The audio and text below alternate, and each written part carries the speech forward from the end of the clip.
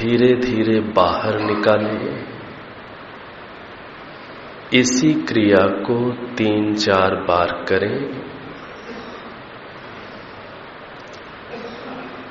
मन को शांत बनाने का प्रयत्न करते जाएं।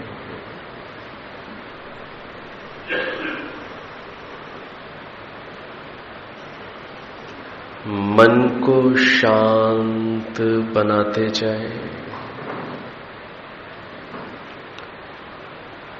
और स्वयं को यह शरीर नहीं अपितु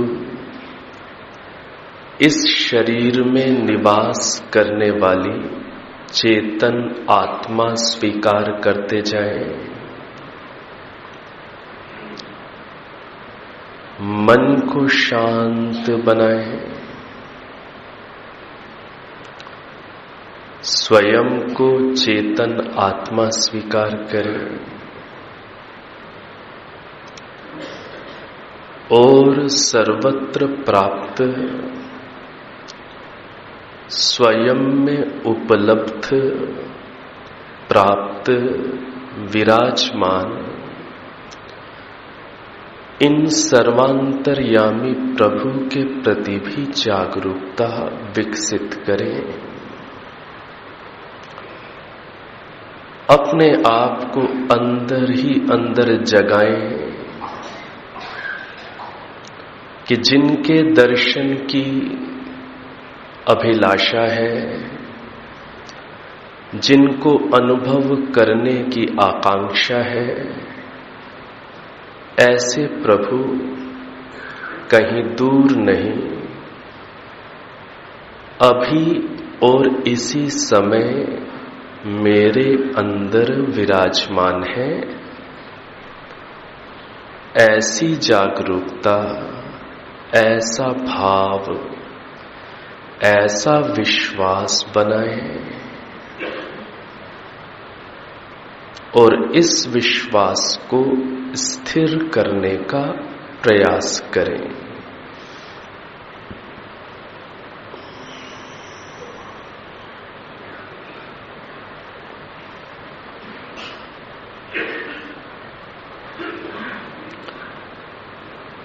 अपने अंदर विराजमान इन प्रभु को ओम नाम से संबोधित करते हुए फिर मंत्र का उच्चारण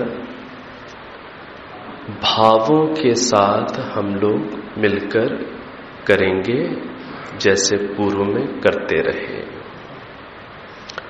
लंबा गहरा श्वास भरें।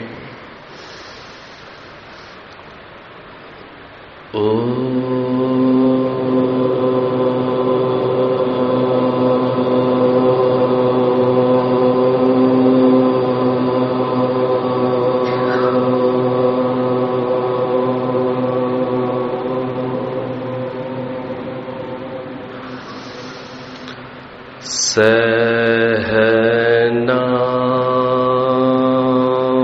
ववतु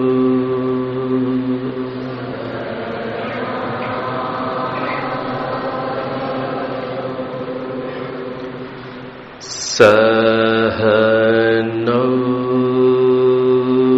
भुनक्तु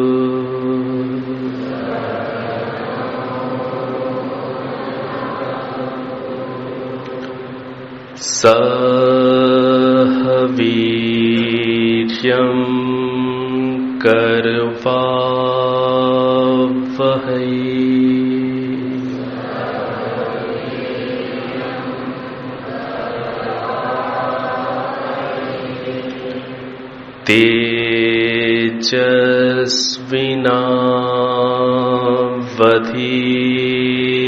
तेजस्विनावधीतमस्तु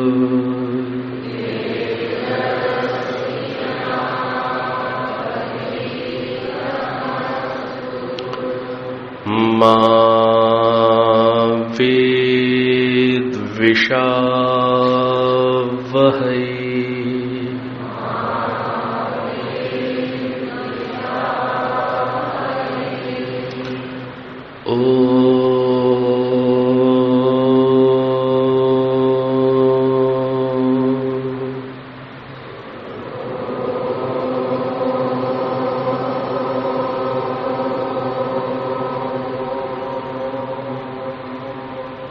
शांति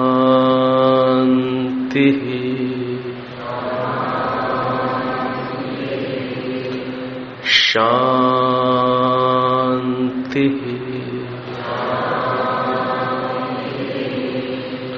शांति।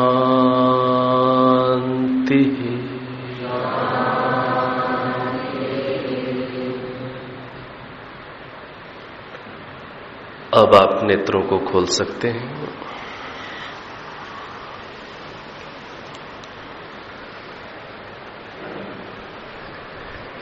इस कक्षा के अंदर हम लोगों ने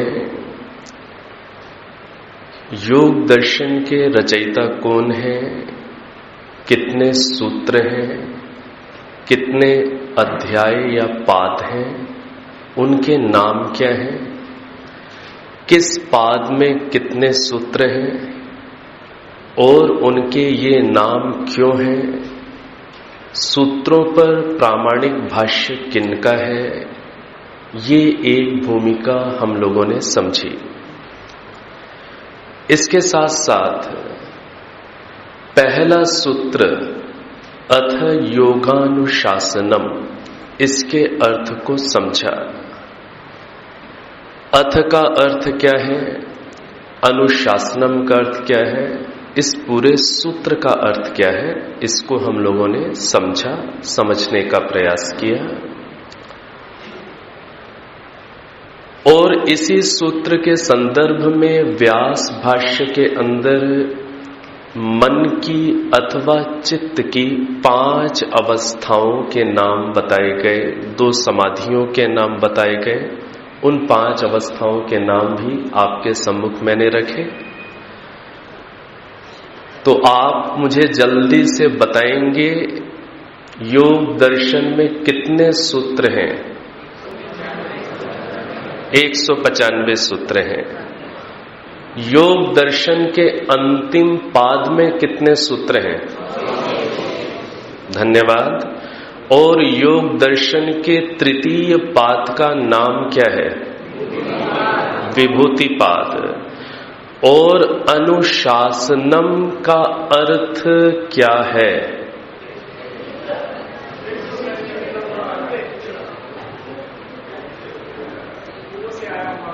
ठीक है, अनुशासनम का पूरा अर्थ तो है शास्त्र, शास्त्रम, लेकिन इसके अंदर भाव क्या छुपा हुआ है? ऐसा उपदेश जो पहले से है और हमें प्राप्त है और अब उसका प्रस्तुतिकरण किया जाएगा। इसीलिए यह संदेश देने के लिए ही अनुशासनम पद महर्षि ने लिखा, नहीं तो वो अथ योग शास्त्रम सूत्र बना देते। और चित्त की, मन की 5 अवस्थाएं कौन कौन सी हैं? बोलिए।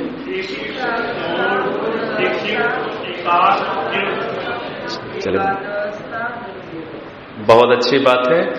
और ऐसा भी अभ्यास करना है कि बिना संचिका, संचिका अर्थात कॉपी, बिना कॉपी में देखे बोल सकें कि 5 अवस्थाएं कौन सी हैं? क्षिप्त, मूढ़, विक्षिप्त, एकाग्र, निरुद्ध अवस्था, ये 5 अवस्थाएं हैं।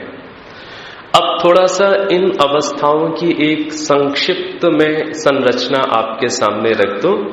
क्षिप्त अवस्था से क्या तात्पर्य है? चित्त की, मन की क्षिप्त अवस्था से तात्पर्य है अत्यंत चंचल अवस्था, अत्यंत चंचल अवस्था। जैसे आपने छोटे से बच्चों को आपने देखा है, एक छोटा सा बच्चा जैसे टिक करके नहीं बैठ सकता, उसको आप कहें कि थोड़ी देर बिल्कुल सीधा बैठ जाओ, हिलना नहीं, डुलना नहीं, वो थोड़ी देर कोशिश करता है, फिर हिल जाता है, फिर आपकी ओर देखकर मुस्कुराता है कि मैं तो इतना ही बैठ सकता हूं।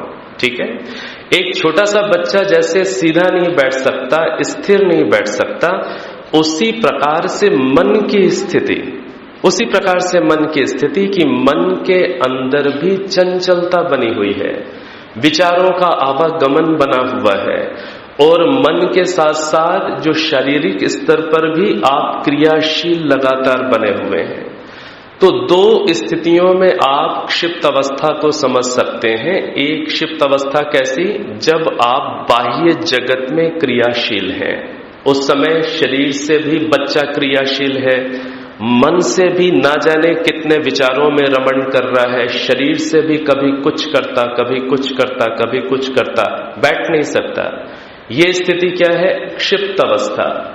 और हम लोग जो है, हम लोग क्या करते हैं, जब नेत्रों को बंद करके ध्यान करने का प्रयास करते हैं, तब क्या होता है, जो विचार हैं, विचारों का ऐसा तारतम्य लगता है, विचारों का ऐसा, जिसे कहते हैं ना, ज्वार भाटा आता है कि कई बार तो व्यक्ति घबरा करके आंखें खोल देता है कि इससे अच्छा तो आंखें खोलकर बैठे ठीक थे, आंखें बंद कर लिया कि तूफान शुरू हो गया।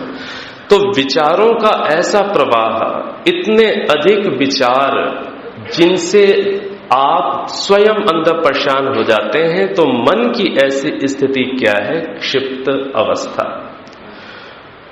और ये जो स्थिति है, आज यदि किसी एक ऐसे व्यक्ति को जिसका अध्यात्म में ध्यान के प्रति जिसकी श्रद्धा नहीं है, सीखने का भाव नहीं है, रुचि नहीं है, आप ये कहें कि 500 रुपए का ये नोट मैं आपको दूंगा, आप जिसे कहते हैं 1 घंटे आंख बंद करके बैठ जाओ, कितना कठिन काम हो जाएगा। आंखें नहीं खोलना, हिलना नहीं, डुलना नहीं, और आंखें बंद करके बैठे रहिए। जो व्यक्ति यदि अभ्यासी नहीं है और जिसकी रुचि नहीं है, इस और श्रद्धा नहीं है, उसके लिए कितना बैठना कठिन है। कैसा विचार समुद्र उसके अंदर उमड़ता है, कैसे कैसे दृश्य दिखते हैं, ऐसे ऐसे दृश्य, ऐसी ऐसी बातें जिनके बारे में ये हम सोच नहीं सकते कि ये चीजें मैं सोच सकता हूं, ऐसी भी चीजों को मैं मन के अंदर देख सकता हूं। तो ये जो स्थिति है विचारों का अत्यंत प्रवाह, ये है क्षिप्त अवस्था। दूसरी अवस्था क्या है? मूढ़ अवस्था। मूढ़ अवस्था को भी 2 प्रकार से समझने का प्रयास करें। पहला प्रकार क्या है कि आपके चित्त के अंदर क्या है? भारीपन है, आलस्य का भाव है। कई बार होता है ना, ध्यान के अंदर सभी इस चीज को अनुभव करते हैं कि ध्यान के अंदर बैठे बैठे आंखें बंद करने के बाद थोड़ा सा तो कुछ ठीक हुआ, और उसके बाद फिर क्या होता है, आपने देखा, झटके आने शुरू हो जाते हैं, झटके खाने शुरू कर देते हैं। और कई लोगों के तो झटके इतने बड़े और जबरदस्त होते हैं कि कोई देखे उसे लगता है कहीं सिर ना फूट जाए जमीन में लगकर। ठीक है, तो ये जो स्थिति है कि जो तमोगुण इतना हावी हो गया कि मन के अंदर तंद्रा की स्थिति आ रही है, तंद्रा का भाव है, भारीपन है, चाहते हुए भी आप ना तो कुछ सोच पा रहे, ना कुछ जप कर पा रहे, ना कोई अच्छा भाव रख पा रहे। बस ऐसा लगता है कि बस जैसे किसी ने मन को जकड़ा हुआ है और कुछ नहीं हो रहा, बस इज्जत बचाने के लिए आंखें बंद करके बैठे रहो। ये चीज समझ में आती कि नहीं? तो ऐसी जो स्थिति है, ये स्थिति क्या है? ये मन की मूढ़ावस्था है, जिस समय आलस्य तमोगुण अत्यंत जागृत और क्रियाशील है। और मूढ़ावस्था की स्थिति क्या होती है? मूढ़ावस्था की स्थिति वो भी कहलाती है कि जिस समय हम ठीक क्या है, गलत क्या है, यह बिल्कुल भी निर्णय करने में समर्थ नहीं होते। मुझे व्यवहार के अंदर इतना गुस्सा आया, इतना गुस्सा आया कि मुझे पता ही नहीं चला कि मैंने कब हाथ उठा करके सामने वाले को मार दिया, पता ही नहीं चला। इतना गुस्सा किसी को आया, उसे पता ही नहीं चला कि कब उसने चाकू उठाया और दूसरे के पेट में घोंप दिया। तो ऐसी स्थिति कि अब मेरा क्या होगा, ये अच्छा काम है कि बुरा काम है, और यदि ये कार्य कर भी लिया मैंने तो परिणाम क्या भोगना पड़ेगा, बुद्धि बिल्कुल निर्णय करने में असमर्थ है, होश ही नहीं अंदर। ये स्थिति भी कैसी है? ये भी मूढ़ावस्था है। देखिए, एक दो प्रकार की नींद हुआ करती है। एक नींद कैसी होती है कि जब हम आंख बंद करके बैठे और हमें भारीपन के कारण तंद्रा सी आई, ये एक प्रकार की नींद है, एक प्रकार का होश हमारा नहीं रहा। और आंखें खुली हुई हैं, आसपास के विषय में भी सब जागृति है, लेकिन जिसे कहते हैं क्रोध के आवेश में, विकार के आवेश में मेरी बुद्धि बिल्कुल जैसे निर्णय करने में असमर्थ हो गई। यह भी एक प्रकार से अंदर सो जाना है सत्य के प्रति। होता है ना, इतना क्रोध आया कि अब क्या होना है बस पता ही नहीं क्या परिणाम निकलेगा, परिणाम के प्रति मैं सो गया, मेरी चेतना बिल्कुल बेहोश है अंदर, और विकार से ग्रस्त होकर मैंने क्रिया कर डाली। आप देखते हैं ना, अखबारों के अंदर घटनाएं पढ़ते हैं, किसी ने किसी की हत्या कर ली, किसी ने कुछ कर दिया, किसी ने कुछ कर दिया, और पूरा जीवन पछतावे में व्यक्ति फिर निकालता है। तो वो मानसिक स्थिति जिस समय अपराध किया गया वो क्या है? मूढ़ अवस्था की स्थिति है। तीसरी स्थिति क्या होती है? तीसरा कौन सी है अवस्था? विक्षिप्त अवस्था। विक्षिप्त अवस्था एक अच्छी स्थिति इसे माना जाता है। वैसे लोक में, प्रचलन में, व्यवहार में विक्षिप्त शब्द का अलग अर्थों में प्रयोग है। विक्षिप्त, ये व्यक्ति विक्षिप्त है, अर्थात ये व्यक्ति कुछ स्क्रू ढीला हो चुका है या कुछ पागल से है। तो लेकिन यहां पर विक्षिप्त शब्द इस अर्थ में नहीं है, यहां थोड़ा सा अलग अर्थ है। यहां पर विक्षिप्त अवस्था या विक्षिप्तता से क्या अभिप्राय है कि व्यक्ति कुछ देर तो एक ही ज्ञान का प्रवाह बनाए रख लेता है, कुछ देर तक उसका मन कुछ अच्छे विचारों में आने लग जाता है। जैसे आप लोगों के साथ, कईयों के साथ होता होगा कि कुछ देर तक तो मन ईश्वर में या ध्यान में कुछ देर लगा, और कुछ देर के बाद फिर हट गया, फिर दूसरे विचार हो गए, फिर आपको थोड़ी देर तक तो पता ही नहीं चलता। कई बार ऐसा भी हो जाता है हम लोगों के साथ कि थोड़ी देर पता ही नहीं चला कि मैं भटक गया, फिर होश आया कि अरे मैं तो पता नहीं कहां चला गया, फिर मन को मैंने लगाया, फिर कुछ देर तक ठीक चला और फिर मैं भटक गया। तो कुछ देर तक मन का ठीक रहना, फिर से चंचलता की ओर अग्रसर हो जाना, फिर ठीक होना, फिर चंचल हो जाना, ये जो स्थिति है ये विक्षिप्त स्थिति है मन की, और मन की विक्षिप्त अवस्था की स्थिति है। तो प्रायः जो लोग ध्यान का अभ्यास करते हैं लेकिन समाधि आदि की स्थितियों तक नहीं पहुंचे होते, वो प्रायः विक्षिप्त अवस्था में ही उनकी स्थिति रहा करती है। कुछ देर अच्छा, फिर एकदम वो स्थिति टूट गई, फिर प्रयास किया, फिर ठीक, फिर हट गई। ये विक्षिप्त अवस्था की स्थिति है। इसी प्रकार से व्यवहार के अंदर कैसा है? आप बैठे हुए हैं, आंखें भी बंद नहीं है, आप इस प्रकृति को, प्राकृतिक सौंदर्य को देख रहे हैं और देखते हुए एक अच्छा विचार कर रहे हैं, बहुत अच्छे विचारों में बैठे हुए हैं, लेकिन उन अच्छे विचारों का प्रवाह लगातार नहीं बना हुआ। फिर आपके या मेरे मन के अंदर दूसरे प्रकार के नकारात्मक भाव आ गए, फिर चिंता आ गई, फिर तनाव आ गया, फिर जिसे कहते हैं मोह हो गया, फिर जिसे कहते हैं क्रोध का, द्वेष का भाव किसी के प्रति आ गया। तो ये जो स्थिति है कि कुछ समय तक तो बड़ा सात्विक चिंतन आप कर रहे थे, भले ही आंख खोल करके कर रहे थे, भले ही चलते फिरते कर रहे थे, लेकिन उसके बाद फिर नकारात्मक भाव बीच बीच में आते चले जाते हैं। तो ये कौन सी स्थिति है? विक्षिप्त अवस्था की स्थिति है। अगली स्थिति क्या है? अगली स्थिति है एकाग्र अवस्था। ये आप शब्द से ही समझ रहे हैं कि एकाग्र अवस्था से क्या तात्पर्य है, अर्थात किसी एक अच्छे विषय में लगातार आपका मन उसी पर बना रहे, इसे क्या कहेंगे? एकाग्र अवस्था। 10 मिनट, 15 मिनट, आधा घंटा, पौन घंटा, 1 घंटा, एक ही धारा, एक ही प्रकार का ज्ञान, एक ही प्रकार का सदृश्य प्रवाह आपके मन में बना हुआ है, लगातार वही अनुभूति, वही ज्ञान, वही स्थिति बनी हुई है, मेंटेन्ड है। तो ये स्थिति क्या है? मन की एकाग्र अवस्था। अगली अवस्था क्या है? अगली अवस्था है निरुद्ध अवस्था। अभी तक ये सारा मन का व्यापार चल रहा है। मन बहुत चंचल था, मन बहुत मूढ़ हुआ, आलस्य में गया, फिर कभी थोड़ा सा अच्छा हुआ, फिर बिगड़ा, अब एक लंबे समय तक एक ही जैसा बना हुआ है, अच्छी विचारधारा उसमें बनी हुई है। ये सब मन का क्षेत्र रहा। अब इसके बाद साधक ने क्या किया? उसने मन को क्या किया? 5वीं अवस्था में प्रविष्ट करा दिया। 5वीं अवस्था है निरुद्ध अवस्था, कि उस स्थिति में मन को बिल्कुल रोक दिया, मन का व्यापार बिल्कुल बंद हो गया और साधक ट्रांसडेंटल स्टेट में चला गया, मन से भी पार की स्थिति में गया।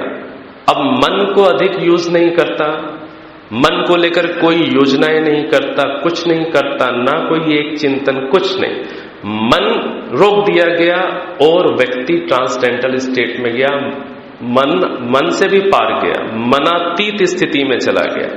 तो ये स्थिति क्या है? निरुद्ध अवस्था, जब आपने मन के व्यापार को बिल्कुल बंद कर दिया। ये स्थिति क्या हुई? मन की निरुद्ध अवस्था। तो ये मन की चित्त की 5 अवस्थाएं, क्षिप्त, मूढ़, विक्षिप्त, एकाग्र और निरुद्ध, इन 5 अवस्थाओं को जानना इसलिए जरूरी है कि हमें ये पता चलता रहे कि अभी हमारे मन की क्या स्थिति है, मन की हम कौन सी अवस्था में। ये जानकारी रहेगी, ठीक प्रकार से हम समझते रहेंगे, तो अपनी स्थिति का ठीक आंकलन करते हुए हम ईमानदारी के साथ आगे बढ़ते चले जाएंगे। और क्या निवेदन किया था? 2 प्रकार की समाधियां। एक बताइए नाम 2 समाधियों के। ठीक है, संप्रज्ञात समाधि, असंप्रज्ञात समाधि। अच्छा, आप में से थोड़ा सा मुझे कृपया हाथ खड़ा करके बताइएगा, ऐसे कितने महानुभाव हैं, साधक साधिकाएं, जो जिनका ये पहला शिविर है, जो पहली बार यहां आए हैं? अच्छा जी, चलिए, आप लोगों में से बहुत हैं जो लोग पहली बार आए हैं, लेकिन आपको काफी कुछ बातें पता है। संप्रज्ञात भी आपने सुना हुआ है, असंप्रज्ञात भी सुना हुआ है। नहीं सुना है तो फिर आप जल्दी अच्छा पकड़ लेते हैं, आप बहुत अच्छे हैं। तो संप्रज्ञात समाधि और असंप्रज्ञात समाधि, ये 2 समाधियां हैं। ये जो चित्त की 5 अवस्थाएं हैं, क्षिप्त, मूढ़ और विक्षिप्त, इन 3 अवस्थाओं में योग की स्थिति नहीं होती। किन 3 अवस्थाओं में नहीं होती? क्षिप्त, मूढ़, विक्षिप्त में ना तो संप्रज्ञात योग होता है, ना असंप्रज्ञात योग होता है। जो संप्रज्ञात योग या संप्रज्ञात समाधि, ये कौन सी अवस्था में होती है? चित्त की 4थी अवस्था में। वो कौन सी है 4थी अवस्था? एकाग्र अवस्था। ये 4थी अवस्था है। इसमें संप्रज्ञात समाधि लग जाती है आदमी की, संप्रज्ञात योग हो जाता है। और जो असंप्रज्ञात योग है, ये कौन सी चित्त की अवस्था में होगा? 5वीं अवस्था में। ये 5वीं अवस्था में होता है। निरुद्ध अवस्था में असंप्रज्ञात योग की स्थिति होती है, असंप्रज्ञात समाधि की स्थिति होती है। तो ये एक पहले सूत्र के संदर्भ में जो कुछ थोड़ा सा व्यास भाष्य में संकेत किए गए, मैंने उनको थोड़ा सा छूने का प्रयास किया। अब अगला सूत्र आप काफी परिचित हैं। अगले सूत्र से उच्चारण करेंगे, योगश चित्त वृत्ति निरोधः। ठीक है। अब यहां पर महर्षि पतंजलि जी ने योग है क्या, इसकी परिभाषा कर दी। जब पूछा जाता है कि योग क्या है, जैसे कि ये बात तो आप लोग बहुत अच्छी प्रकार से समझते हैं, पहले से ही जानते हैं आप लोग कि शारीरिक क्रियाओं का नाम योग नहीं है। ये आप लोग पहले से जानते हैं, बोलते हुए भी आप समझते हैं। इसी प्रकार से कई बार योग शब्द को सुन करके एक, जिसे कहते हैं, मन में क्या परिभाषा योग की हमारे मन में आ जाती है, या समाज में सुनते हैं क्या परिभाषा आती है? आत्मा को परमात्मा से जोड़ना योग है। ये भी परिभाषा आती है ना मन के अंदर, या आप ऐसा सुनते हैं, आत्मा को परमात्मा से जोड़ना योग कहलाता है। ये ऐसी परिभाषा क्यों आपके मन में आती है? एक तो समाज में सुनते हैं, और दूसरी क्यों बात आती है ऐसी, क्योंकि योग शब्द इसी अर्थ में हमारे दिमाग में बैठा हुआ है। योग मतलब जोड़, तो आत्मा को परमात्मा से जोड़ना। अब महर्षि पतंजलि जी ने तो ऐसी परिभाषा नहीं की, उन्होंने ऐसी परिभाषा नहीं बनाई। जैसे मैंने कहा था ना कि पहला सूत्र अथा योग शास्त्रम नहीं बनाया, पहला सूत्र क्या बना दिया था? योगानुशासनम। तो उसके पीछे कोई गहरी चीज थी, कोई गहराई थी, कोई मैसेज था। इसी प्रकार से महर्षि पतंजलि जी ने ये परिभाषा क्यों नहीं बना दी कि योग क्या है? आत्मा को परमात्मा से जोड़ना। ये सामान्य सा बना देते, सीधी सी बात बना देते। उन्होंने ये बात नहीं बनाई। उन्होंने क्या कह दिया? योग क्या है? चित्त की वृत्तियों को रोकना या उनका रुक जाना योग कहलाता है। क्या है योग की परिभाषा उनके अनुसार? चित्त, चित्त मतलब मन, मन की वृत्तियां, अभी वृत्ति शब्द को भी हम समझेंगे। मन की वृत्तियों का रुक जाना या रोक दिया जाना क्या कहलाता है? योग। ये उन्होंने परिभाषा बनाई। तो मन, मन तो आप समझते हैं, आप लोग और हम लोग व्यवहार में बोलते हैं ना, मेरा मन, हम लोग मन शब्द का प्रयोग करते हैं। अब दूसरी चीज क्या है? वृत्ति। वृत्ति का अर्थ क्या होता है? वृत्ति का अर्थ होता है व्यापार। वृत्ति का क्या अर्थ है यहां पर? व्यापार। और व्यापार शब्द से कहीं आपको कंफ्यूजन ना हो जाए, तो वृत्ति का अर्थ क्या है? एक्टिविटी। क्या है? एक्टिविटी, उसकी क्रियाएं, मन की क्रियाएं। और जो एक्टिविटी है मन की, वो दो प्रकार से होती है। क्या होती है? एक तो उसके मन के अंदर विचारों का प्रवाह, ये भी मन की एक गतिविधि है। व्यापार मतलब गतिविधि, एक गतिविधि है कि उसमें विचारों का प्रवाह, ये एक गतिविधि है। और दूसरी एक्टिविटी मन की क्या होती रहती है? आप लोग इस चीज को जानते हैं कि हम जिसे कहते हैं विषयों का ग्रहण कैसे करते हैं, इस सिद्धांत को आप लोग जानते हैं। यदि नहीं जानते तो इसको समझ लीजिए। विषयों को हम कैसे ग्रहण करते हैं? हम आत्माएं क्या करती हैं? इच्छा करती हैं और प्रयत्न करती हैं और मन को प्रेरणा देती हैं। तो मन किससे जुड़ता है? इंद्रिय से जुड़ता है। और इंद्रिय किससे जुड़ती है? विषय से जुड़ती है। जैसे उदाहरण के लिए, मेरी कुछ देखने की इच्छा हुई तो मैंने इच्छा की और मन को प्रेरणा की, और मन नेत्र इंद्रिय से जुड़ा और नेत्र इंद्रिय उस विषय से जुड़ी। उस विषय का ज्ञान नेत्र इंद्रिय के माध्यम से मन तक पहुंचा और मन के माध्यम से मुझ तक पहुंचा। ये एक दार्शनिक प्रक्रिया है कि हम किसी भी चीज को कैसे देखते हैं, कैसे सुनते हैं, कैसे अनुभव करते हैं। तो अब इस चीज को समझिए।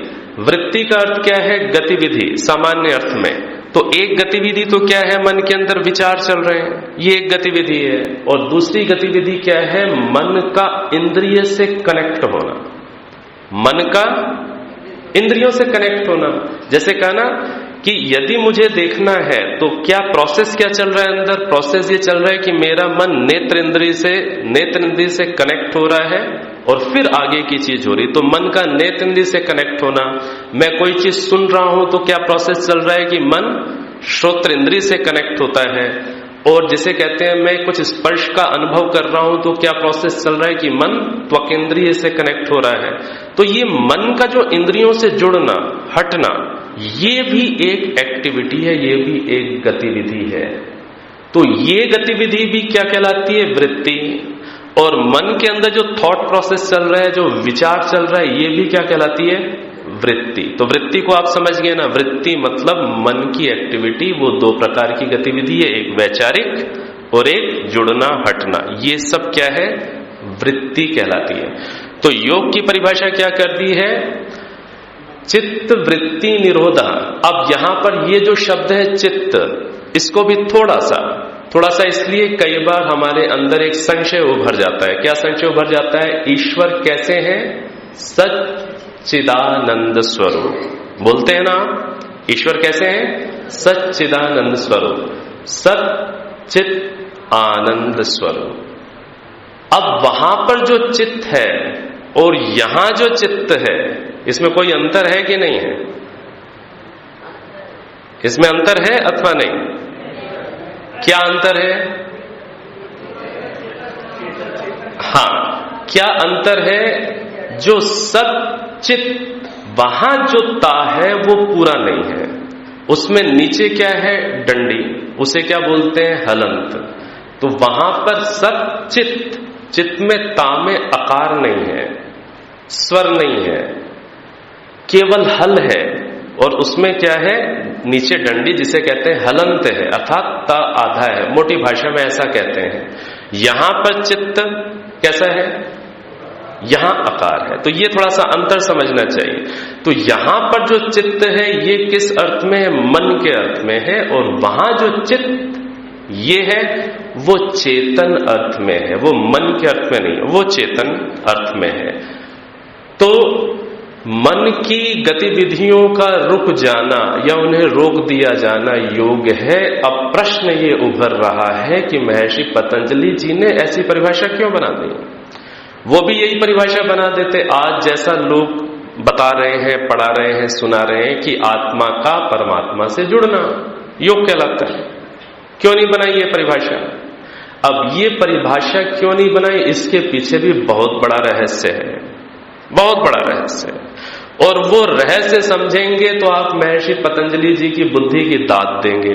जैसे अनुशासनम में समझी ना बात, ऐसे अब इस रहस्य को समझें। क्या रहस्य है? महर्षि पतंजलि ये बोलते हैं कि देखो भाई, आप ये कह रहे हैं कि आत्मा को परमात्मा से जोड़ना। महर्षि पतंजलि बोलते हैं भाई हमें तो बात समझ में नहीं आई। हम तो ये कह रहे हैं कि आत्मा परमात्मा से हमेशा ही जुड़ी हुई है। दो चीजों में अंतर है कि नहीं? एक, आप क्या परिभाषा कर रहे हैं? आत्मा को परमात्मा से जोड़ना योग है। महर्षि पतंजलि बोलते हैं भाई ऊपर से गई, समझ में नहीं आई बात। हमारी वैदिक फिलॉसफी क्या बोल रही है कि भाई आत्मा तो परमात्मा से हमेशा ही जुड़ी हुई है। क्यों जुड़ी हुई है? क्योंकि ईश्वर कैसे है? सर्वत्र व्यापक और सर्वत्र प्राप्त। कल था ना एक प्रश्न, ईश्वर को पाना है, तो उसके उत्तर में मैंने निवेदन किया था ईश्वर को पाना है तो सबसे पहले तो ये बात दिमाग में अच्छे से हमें बिठानी है कि ईश्वर मुझसे कहीं दूर नहीं और किसी दूसरे समय नहीं, इसी समय अभी प्राप्त है। इस चीज को बड़े अच्छे से बिठाना है दिमाग के अंदर। कई बार क्या होता है ध्यान के अंदर क्या होता है, आंखें बंद करके हम लोग ईश्वर को कहीं खोजते रहते हैं। ऐसा होता है कि नहीं होता? आंखें बंद करके ईश्वर को कहीं खोजते हैं या अपने आप को कहीं ईश्वर से मिलाने की कोशिश में लगे रहते हैं। ऐसा होता है ध्यान के अंदर कि नहीं होता? नहीं करना, गड़बड़ हो जाएगी। यदि आप आंखें बंद करके अंदर कोशिश करें, अरे बस कुछ कृपा हो जाए, मिल जाए, चल रही कोशिश, तो मतलब ये कॉन्सेप्ट अभी दिमाग में नहीं बैठा कि ईश्वर मुझे प्राप्त, जहां मैं हूं वहीं ईश्वर है। बस इस अवेयरनेस को आपको क्रिएट करना, ना कि अंदर आपको कुश्ती करनी है। ये चीज समझ में आती है कि नहीं आती? बात समझ में आ रही है? तो महर्षि पतंजलि क्या बोलते हैं कि भाई देखो, ईश्वर तो आत्मा को प्राप्त ही है, जुड़े ही हुई है आत्मा उनसे सदा। बीच में हर्डल क्या है, अर्थात बाधा क्या है? बाधा केवल एक है, विचारों का और मन की गतिविधियां। जैसे मैंने कल उदाहरण दिया था, क्या उदाहरण आपके समक्ष रखा था कि एक वृद्ध सज्जन जिनके नेत्रों में चश्मा उनका लगा हुआ है, लेकिन उन्हें पूरे घर में चश्मे की तलाश है। चश्मा तो उपलब्ध है, चश्मा तो प्राप्त है, चश्मा तो जुड़ा हुआ है, लेकिन पूरे घर में किस चीज की तलाश चल रही है? चश्मे की तलाश चल रही है। पोते को, पोतियों को किस लिए दौड़ाया जा रहा है? पूरे घर को खोजो। अब वो बोल रहे हैं दादाजी थोड़ा सा ऊपर देखिए, यहीं प्राप्त है चश्मा। अब यहीं प्राप्त होता हुआ भी अनुभव में क्यों नहीं आया? अनुभव में इसलिए नहीं आ रहा कि मेरा मन यहां इस चीज को सेंस करने में वो नहीं है, वो दूसरी चीजों को सेंस करने में लगा हुआ है। ये चीज समझ में आ रही है कि नहीं आ रही? वो यहां पर जो चश्मे का स्पर्श है, उसका जो भार है, उसको सेंस नहीं कर रहा। क्यों नहीं कर रहा? क्योंकि वो दूसरी विचारों में कहीं रमणशील है, इसलिए सब होता हुआ भी अनुभव में नहीं आता। ये चीज समझ में आ रही है कि नहीं आ रही? ऐसी स्थिति तो महर्षि पतंजलि क्या बोलते हैं, बस आपको यदि चश्मा अनुभव में लाना है तो एक काम करो, जो मन इधर उधर भगाया हुआ उसको वहां से समेट लो, अपने आप अनुभव में आ जाएगी। ठीक है? तो ये क्या बोल रहे हैं कि जो हर्डल है बीच का, आत्मा को ईश्वर सदा प्राप्त है। हर्डल क्या है, बाधा क्या है कि आपका मन बहुत अधिक दूसरी जगह भटका हुआ है, व्यासक्त है, दूसरी चीजों के प्रति अव्यर है आप, इसके प्रति अव्यर नहीं जो अभी है। तो बस इतना सा काम करना है, आंखें बंद करके, कहीं अंदर निशाना नहीं लगाना, कहीं अंदर जोर नहीं लगाना, बस आराम से बैठकर इस जागरूकता को अच्छे से समझने का, विकसित करने का प्रयास करना है। अभी और यहीं प्राप्त है। जल्दीबाजी मत करिए, ना ओम बोलने की जल्दीबाजी करिएगा, ना गायत्री मंत्र जपने की जल्दीबाजी करिएगा। केवल पहले अंडरस्टैंड करिए स्थिति को। क्या अंडरस्टैंड करना है कि अभी प्राप्त, इसको आराम से समझिए, दिमाग में बिठाइए और इसको स्थिर कर लीजिए। ये चीज समझ में आई? तो उसके बाद फिर जो भी हमारा प्रोसेस है उसे आप करते हैं, लेकिन ये बेसिक है, इसको मिस मत करें। तो महर्षि पतंजलि जी ने इसलिए ये परिभाषा बनाई, योगश चित्त वृत्ति निरोधा। भाई चित्त मन के विचारों को हटाओ, इनको रोक दो, तो स्वतः ही प्राप्त चीज अनुभव में आ जाएगी। क्योंकि आत्मा कैसी है? आत्मा जड़ है कि चेतन? चेतन किसे कहते हैं? चेतन की परिभाषा क्या है? अच्छा, एक सज्जन बोल दे, चले आप बता दिए चेतन की परिभाषा। बैठे बैठे बैठे बैठे एक मिनट, आप हाथ खड़ा कर दिए जिससे दूसरा, हाँ ये बताएंगे। हाँ जी,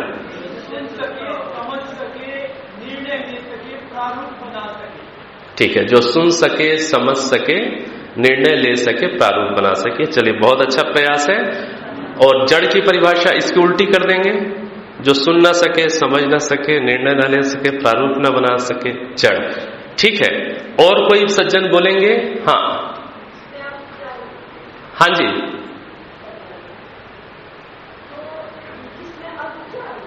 जिसमें अज्ञान हो। अच्छा, क्षमा करें, जिसमें अल्प ज्ञान हो, तो ठीक है, वो चेतन है। अच्छा, ठीक है। अब एक चीज, ईश्वर चेतन है कि नहीं? ईश्वर चेतन है, उनमें अल्प ज्ञान है।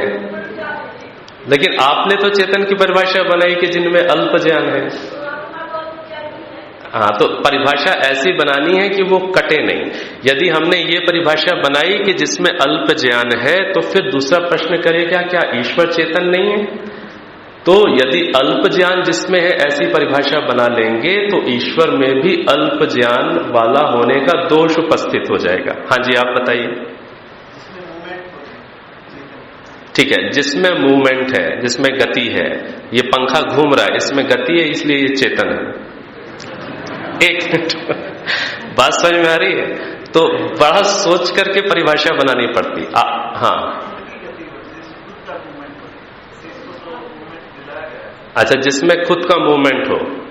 ठीक है, समझिएगा, पकड़िएगा बात को। ईश्वर में खुद का मूवमेंट है?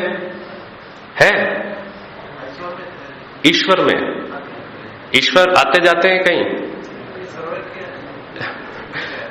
नहीं, फिर समझिए बात को। आपने परिभाषा क्या बना दी?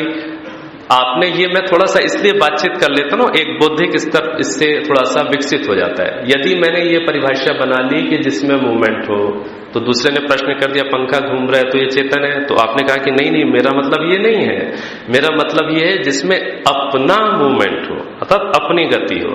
फिर प्रश्न कर दिया सामने वाले, ईश्वर में कोई गति है अपनी? तो फिर आप कहेंगे ईश्वर में हम तो वैदिक सिद्धांतों को समझते हैं, गति उसमें होती है जो एक जगह हो, दूसरी जगह ना हो, तब तो एक जगह से दूसरी जगह जाएगा गति करके। अब ईश्वर तो सब जगह है, ईश्वर सब जगह है तो ईश्वर में मूवमेंट नहीं है। तो यदि ये परिभाषा बना लेंगे तो फिर ईश्वर वाली बात, ईश्वर को चेतन नहीं प्रूव कर पाएंगे। जैसे अल्प ज्ञान वाली परिभाषा बना ली तो ईश्वर हट गए, ये वाली परिभाषा बना लेंगे तो ईश्वर को चेतन नहीं कह पाएंगे। तो परिभाषा और थोड़ी बनाते हैं। हाँ जी, पीछे से। बहुत अच्छी बात है, जिसमें ज्ञान हो, जानने का सामर्थ्य। हाँ, आप एक युवक, हाँ जी पीछे, हाँ खड़े हो जाइए, हाँ जी पीछे पीछे, हाँ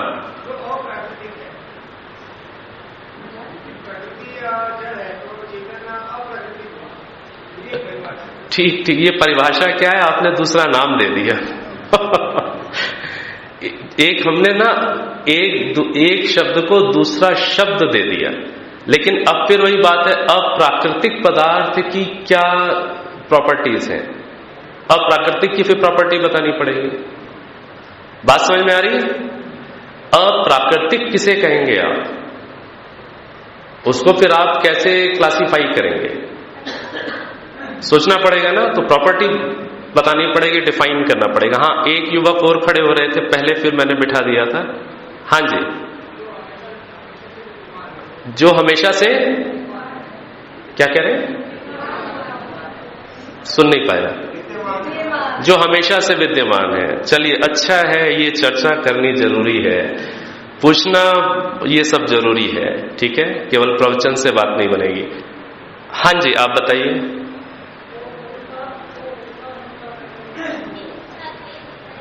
अच्छा, ठीक बात, जिसमें इच्छा द्वेष प्रयत्न है। हाँ जी, आप बताइए। ठीक है, ठीक है, बैठिए। धन्यवाद आप सभी का। अभी भी और भी कुछ नया है क्या? हाँ जी बताइए। ठीक है, ठीक ठीक, क्या कह रहे हैं? ठीक ठीक, बैठिए बैठिए, बस आप बोल लीजिए फिर और नहीं। हाँ बताइए। अच्छा जी, ठीक है। तो चलिए अब देखिए, थोड़ा सा देखिए, मैंने निवेदन किया था कितने दर्शन हैं? 6 दर्शन। इन 6 दर्शनों में एक दर्शन का नाम था न्याय दर्शन। कहा था ना, न्याय दर्शन आप लोग भी जानते हैं। तो न्याय दर्शन क्या हम लोगों को सिखा देता है कि भाई हम जो बोल रहे हैं वो चीज पूरी, जिसे कहते हैं परफेक्ट है कि नहीं, अर्थात कोई भी लूप होल नहीं होना चाहिए, मेरी बात कटनी नहीं चाहिए।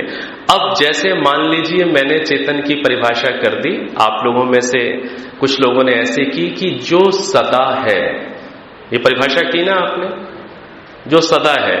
किसी ने कहा जो अजन्मा है, जो नित्य है। 2-3 महानुभावों ने ऐसी परिभाषा दी। अब देखिए बात कैसे इधर उधर हो जाएगी। यदि ये कह दें कि जो चीज सदा है वो चेतन है। एक मिनट, ये परिभाषा की ना आप लोगों ने, जो चीज सदा है, जो अजन्मा है, अजन्मा या सदा है, नित्य है, वो चेतन है।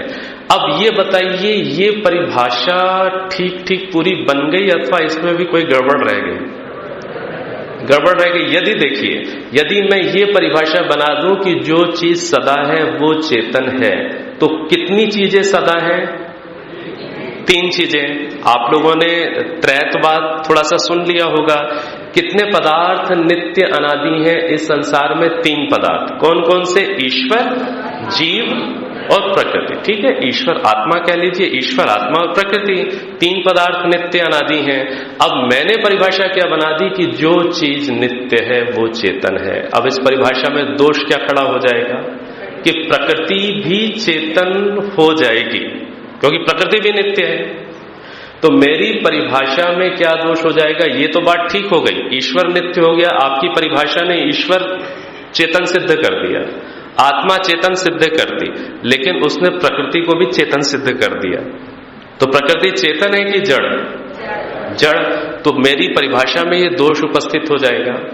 तो न्याय दर्शन हमें ये सिखाता है कि हमें कैसे परिभाषाएं बनानी होती हैं, कैसे वाक्यों की रचना करनी पड़ती है कि जिससे कोई दोष उपस्थित ना हो और हमारी बात कटे नहीं।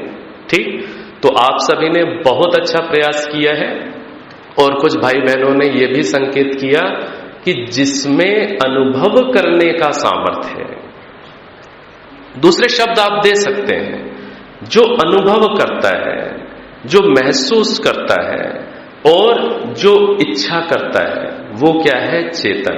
ये माइक है, इसको मैंने ऐसे हाथ लगाया, माइक अनुभव कर रहा है कि मैं अनुभव कर रहा? मैं अनुभव कर रहा। माइक अनुभव नहीं करता। मैंने हिलाया, माइक अपनी इच्छा से नहीं हिलता, मेरी इच्छा के कारण हिला। तो जिसमें इच्छा है, जिसमें अनुभव करने का सामर्थ्य है, वो क्या है? चेतन। ये एक परिभाषा कर ली हमने। और जिसमें इच्छा नहीं है और अनुभव करने का सामर्थ्य नहीं है, वो क्या है? जड़। तो ये एक सरल सी परिभाषा हम ऐसे बना सकते हैं, जिसमें इच्छा और अनुभव करने का सामर्थ्य नहीं, वो जड़, और जिसमें ये दोनों चीजें हैं, वो चेतन। अब छोटा सा एक प्रश्न करने चाहिए। आप लोग करते हैं तो मुझे करने चाहिए, उससे शायद और हम गहराई में जा सकेंगे। मैंने हाथ से माइक को पकड़ा।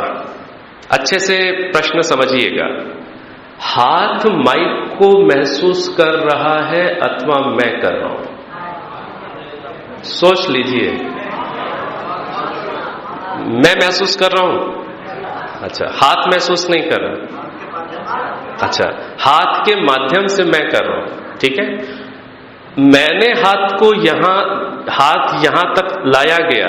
हाथ ने इच्छा की कि मैंने इच्छा की? मैंने इच्छा की। सोच लीजिए, खतरे में नहीं फंस जाए कहीं। अच्छा ठीक है, हाँ जी बताइए। बिल्कुल ठीक बात है। मैंने इच्छा की, तब हाथ उठा और तब रखा गया, तब आगे मैं उसे महसूस कर सका। अब देखिए, ये बताइए, हाथ जड़ हुआ कि चेतन?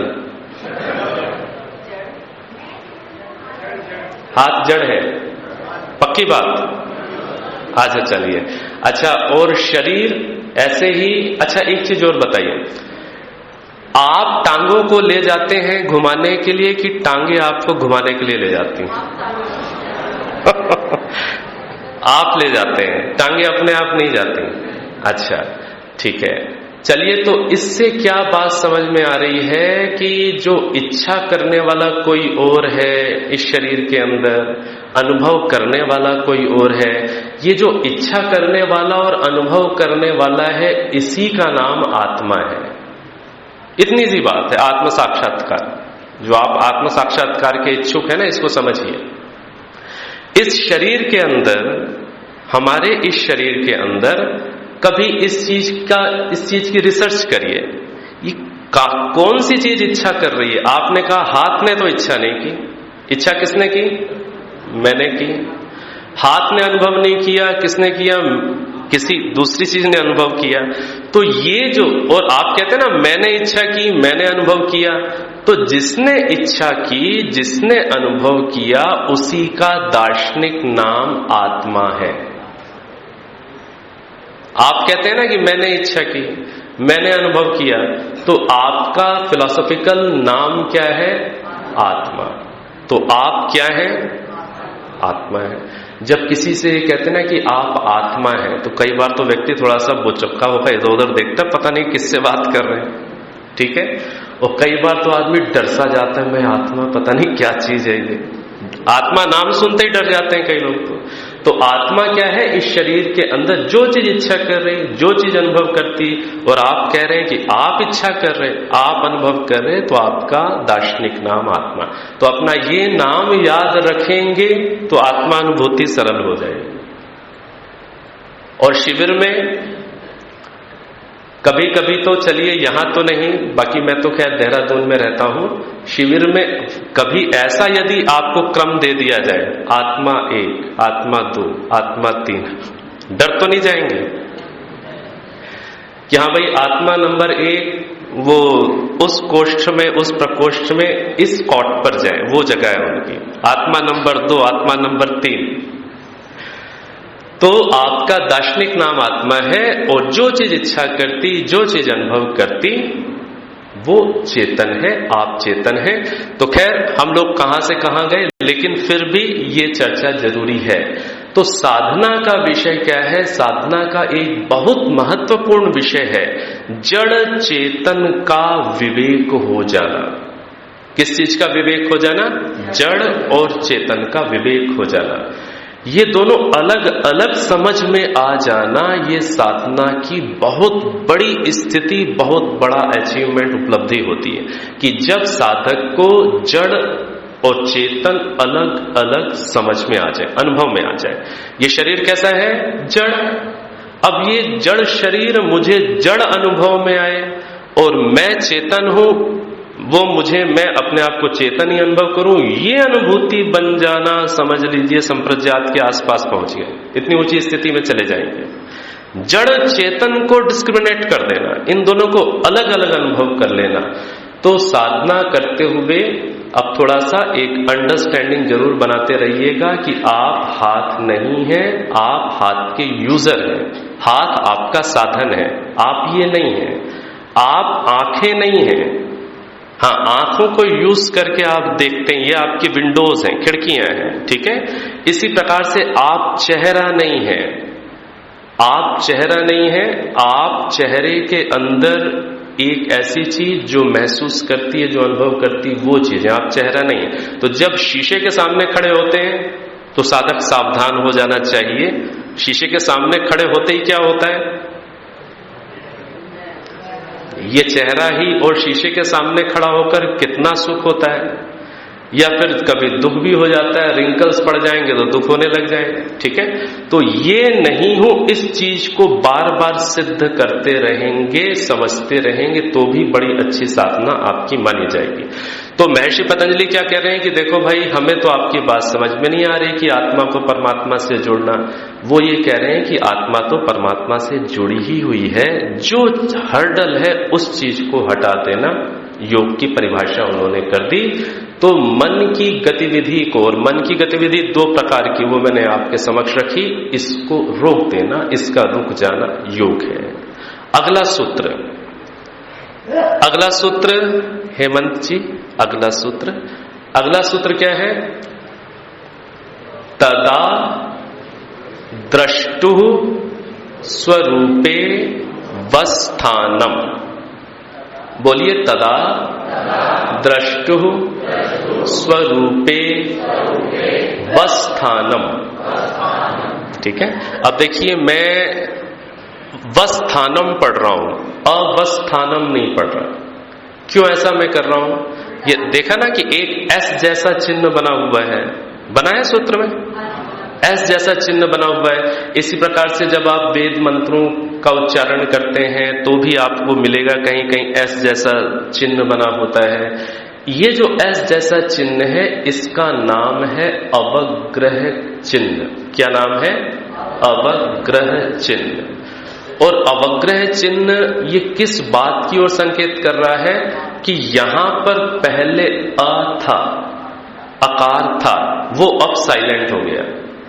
संधि के नियमों के कारण यहां पर पहले आ है। यदि अभी क्या है, इसमें संधि है, संधि तो आप लोग समझते हैं ना, हिंदी भी हम लोगों ने पढ़ी है, उसमें संधि समास हमने कुछ पढ़ा है। संधि किसे कहते हैं? दो पदों को जोड़ देना। तो यहां पर भी संधि युक्त है अभी, स्वरूपे वस्थानम, ये संधि युक्त है। इसको जब आप तोड़ेंगे तब आप कहेंगे स्वरूपे अवस्थानम। जब तोड़ेंगे तब कह सकते हैं, लेकिन ये अभी टूटा हुआ नहीं लिखा, ये तो अभी जुड़ा हुआ लिखा है। तो जुड़ा हुआ लिखा है तो जैसा लिखा है वैसा ही बोलना है। और ये जो एस जैसा चिन्ह, अवग्रह का चिन्ह, ये यह इंडिकेट कर रहा है कि यहां पहले आ था, अब उसका लोप हो गया या वो साइलेंट हो गया। ठीक है। तो तदा द्रष्टु स्वरूपे वस्थानम। तदा, तदा का अर्थ क्या होता है? तब। तदा का क्या अर्थ होता है? तब। तब मतलब कब? जिस समय चित्त की वृत्तियों का निरोध हो गया। पहले सूत्र में बात आई ना, योगश्च चित्त वृत्ति निरोधा। तो तदा, जब चित्त की वृत्तियों का निरोध हो गया या चित्त की वृत्तियां अधिकांश रोक दी गई या पूरी रोक दी गई, तब क्या होता है? द्रष्टु। द्रष्टु, द्रष्टु का क्या होता है? दृष्टा का। दृष्टा का, दृष्टा मतलब देखने वाला। आत्मा भी दृष्टा है और परमात्मा भी दृष्टा है। हम कैसे दृष्टा हैं? मन के अंदर जो कुछ भी विचार आदि आते हैं उनको आप देखते रहते हैं ना अंदर। आप क्या है? दृष्टा। और दृष्टा का मतलब यह भी होता है अनुभव करने वाला। अब जैसे दृष्टा का मतलब केवल यही नहीं होता, देखने वाले का मतलब यही नहीं होता कि केवल आंख से देखना। कई बार माताएं बहनें कहती है ना कि थोड़ा सा, कोई आपसे कहता है कि थोड़ा सा सब्जी चखकर देखो मिर्ची कितनी है। कैसे देखो? चखकर देखो। जीवा से भी देखा जाता है, आंख डालकर थोड़ी ना देखेंगे कि कैसी है, चखकर देखो। तवे पर हाथ लगाकर देखो कितना गर्म है, तो हाथ से देख रहे हैं आप। तो दृष्टा का मतलब क्या होता है? अनुभव करने वाला। तो ईश्वर भी दृष्टा है। ईश्वर तो हम सबको सतत देखते रहते हैं, और हम भी क्या है? आत्मा भी क्या है? वो दृष्टा है, वो चीजों को अनुभव करता है, इसलिए दृष्टा कहलाता है। तो चित्त के विचारों के रुक जाने पर तदा दृष्टु स्वरूपे अवस्थानम, आत्मा का स्वरूपे अपने स्वरूप में अवस्थानम, आत्मा की अपने स्वरूप में स्थिति हो जाती है। आपको बताया था ना मैंने कितनी प्रकार की समाधियां हैं? 2, संप्रज्ञात और असंप्रज्ञात। तो निचली समाधि की स्थिति में क्या होता है? निचली समाधि की स्थिति में वृत्तियों के रुक जाने पर क्या होता है? आत्मा का अपने स्वरूप में उसकी अवस्थिति हो जाती है। आत्मा सदा ही अपने स्वरूप में अवस्थित है। आत्मा कोई इधर उधर, हम कहीं भाग थोड़ी ना गए हैं, हम अपने स्वरूप में सदा ही अवस्थित हैं, लेकिन अनुभव नहीं कर पा रहे। अनुभव क्यों नहीं कर पा रहे? क्योंकि विचारों का प्रवाह, अनुभव ही नहीं कर पा रहे। तो जब विचारों का प्रवाह हट जाता है तो हमारी अपने स्वरूप में अवस्थिति अर्थात हमारी अपने स्वरूप की अनुभूति शुरू हो जाती। एक ये हो गया। और जब और ऊंची समाधि में चले जाते हैं तब क्या होता है? द्रष्टु अर्थात ईश्वर के स्वरूप में हमारी स्थिति हो जाती है, ईश्वर की स्वरूप में स्थिति हो जाती है। तो अभी भी ईश्वर में हमारी स्थिति है, लेकिन अनुभव नहीं कर पा रहे। इतनी सी बात है, स्थिति तो अभी भी है, अनुभव नहीं कर पा रहे। तो ऊंची समाधि की स्थिति में ईश्वर की अनुभूति में आत्मा आ जाती है, अपनी अनुभूति में भी होती है और ईश्वर की अनुभूति में भी आ जाती है। तो तदा द्रष्टु स्वरूपे अवस्थानम, ये क्या है? योग का फल। कि जब चित्त की वृत्तियों का निरोध ठीक प्रकार से हो जाएगा तो फिर अचीवमेंट क्या होने वाला है? फल क्या मिलने वाला है? उपलब्धि क्या होने वाली है? आत्मा की अपने स्वरूप में स्थिति और परमात्मा के स्वरूप में स्थिति की अनुभूति, ये फल आ जाएगा। तो इन 3 सूत्रों के अंदर विशेष रूप से दूसरे और तीसरे सूत्र में महर्षि पतंजलि जी ने सारा सार बता दिया। क्या बता दिया? कि भाई योग है क्या, और योग यदि करेंगे तो उपलब्धि हमें क्या होगी। अब जो चौथा सूत्र है वो भी बहुत अच्छा सूत्र है, उसको हम लोग कल समझने का प्रयास करेंगे। वृत्ति सारूप्यम इतरत्र। आप चाहें तो थोड़ा सा पुस्तक में उसको स्वयं भी देखने की कोशिश करिएगा। तो ये जो बातें आपके समक्ष रखी हैं, इन बातों को एक बार अपने मन में अवश्य दोहरा लिया करें जब भी आपके पास समय होता है। और ये जो पुस्तक है, ये पुस्तक गुजराती भाषा में भी उपलब्ध है। आपको जो वितरित की गई है ये हिंदी भाषा में वितरित कर दी गई है। आप में से यदि किन्हीं को हिंदी समझने में कठिनाई अनुभव में आ रही हो तो वो काउंटर में जाकर इस पुस्तक को देख करके इसकी जगह गुजराती भाषा वाली पुस्तक प्राप्त कर सकते हैं। तो थोड़ी सी आवृत्ति कर लें। आज क्या क्या पता चला? योगश्चित्तवृत्ति निरोधा, क्षिप्त मूढ़ विक्षिप्त एकाग्र निरुद्ध 5 अवस्थाएं। क्षिप्त क्या है, मूढ़ क्या स्थिति है, विक्षिप्त क्या स्थिति, एकाग्र क्या, निरुद्ध क्या, थोड़ा थोड़ा हम लोगों ने समझ लिया। चेतन की परिभाषा, जो चेतन की परिभाषा जो इच्छा करता है, जो अनुभव करता है उसे चेतन कहते हैं। और महर्षि पतंजलि जी ने ये क्यों परिभाषा नहीं बनाई योग की कि आत्मा को परमात्मा से जोड़ना, इसको भी शायद हमने समझ लिया। यही परिभाषा क्यों बनाई? वृत्ति का क्या अर्थ होता है, वृत्ति मतलब गतिविधि, वो 2 प्रकार की, उसको हमने समझ लिया। और योग का फल क्या होता है, इसको हमने समझ लिया। और हमारा दार्शनिक नाम क्या है, इसको हमने समझ लिया। तो कभी कभी अपना जो आपका दार्शनिक नाम है ना, उसे भी बीच बीच में याद कर लिया करें।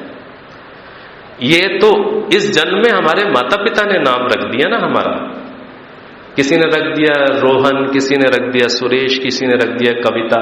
ये तो माता पिता का नाम रखा हुआ है, लेकिन आपका वास्तव वेद क्या नाम दे रहा है, शास्त्र क्या नाम दे रहा है, उस नाम को भी बीच बीच में याद करते रहा करें। तो कैसे याद करेंगे? मैं आत्मा, ये याद करते रहा करें। ठीक है, चलिए आप सबका धन्यवाद। अब इसको यहीं पर विराम। ओम शांति।